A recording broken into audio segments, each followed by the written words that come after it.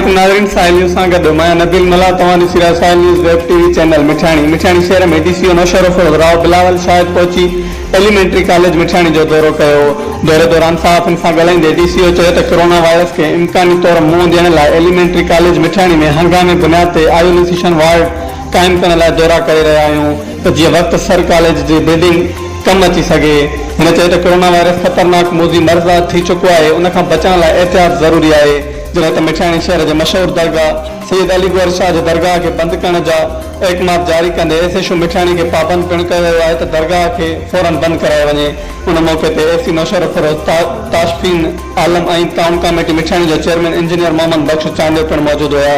Reporter Ejaz Ali Bhatti, Sahil news network मिठियाणी।